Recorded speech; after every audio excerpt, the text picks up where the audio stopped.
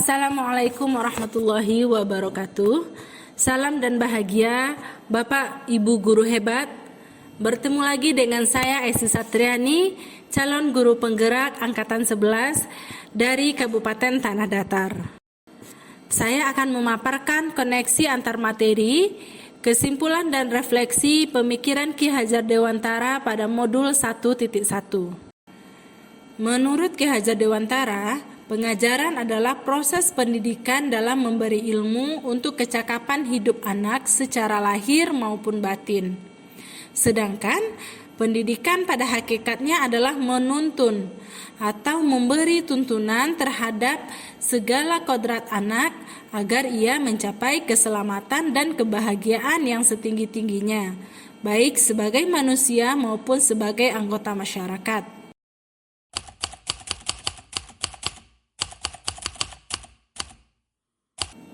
Sebelum mempelajari modul 1.1 tentang pemikiran Ki Hajar Dewantara, saya percaya murid saya ibarat selembar kertas putih dan kewajiban saya sebagai guru adalah mengisi lembaran tersebut.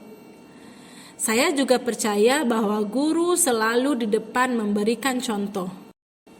Guru harus serba tahu dan mentransfer pengetahuannya kepada murid tanpa melibatkan mereka dalam mencari konsep pengetahuan tersebut.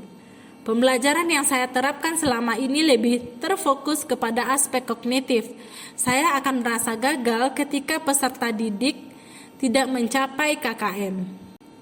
Saya juga yakin bahwa pembelajaran terbaik adalah di kelas, karena kelas menurut saya adalah tempat yang memang sudah disiapkan untuk belajar, sehingga di dalam kelas anak-anak lebih konsentrasi.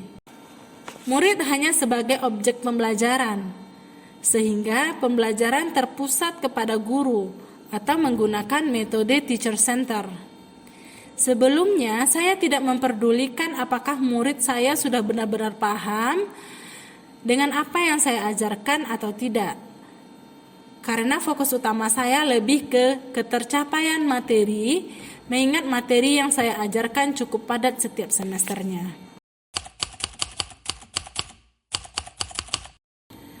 Setelah saya mempelajari modul 1.1 tentang pemikiran Ki Hajar Dewantara, saya menyadari bahwa apa yang saya pikirkan dan saya lakukan selama ini tidak tepat.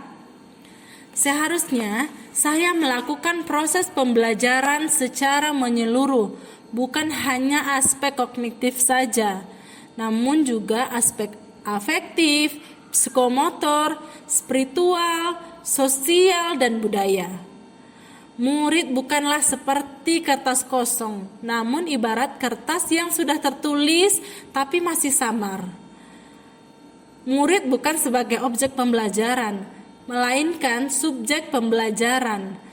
Artinya, murid memiliki kebebasan berekspresi, mengemukakan pendapat dan berkreasi sesuai dengan bakat dan minat mereka.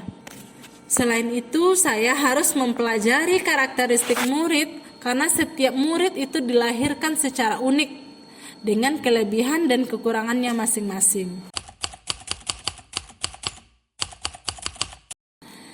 Yang dapat segera saya lakukan dalam pembelajaran di kelas antara lain merancang pembelajaran yang interaktif dan menyenangkan dengan melibatkan murid sesuai dengan metode student center.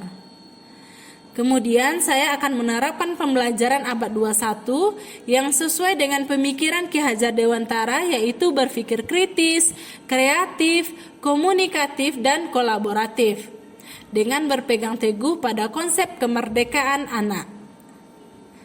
Pembelajaran tidak lagi menuntut, tapi menuntun, karena tugas guru adalah memberi tuntunan atau arahan yang baik kepada murid, berusaha menjadi teladan bagi murid, baik dalam perkataan maupun perbuatan. Selanjutnya, saya harus mengenali karakteristik dan latar belakang murid dengan menjalin komunikasi yang baik. Semoga video ini menginspirasi bagi Bapak Ibu. Salam dan bahagia Bapak Ibu guru penggerak.